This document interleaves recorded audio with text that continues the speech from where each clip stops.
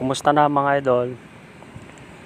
Ito ako at pinuntahan ko yung tinatawag sa amin dito sa may likod ng island.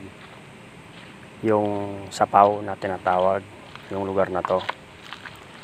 At ipakita ko ulit sa inyo yung mga area na habitat o tirahan ng mga bonsai materials o bonsai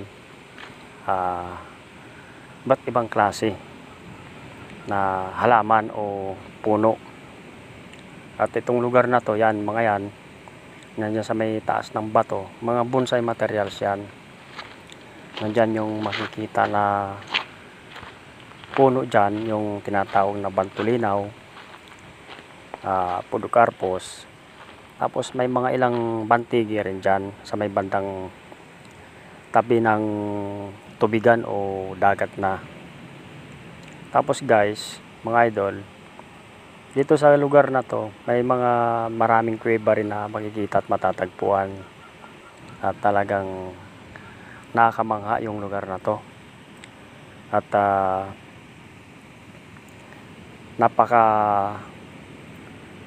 ganda kung sa pagpinasyalan mo naman, magagandahan ka talaga sa lugar na to.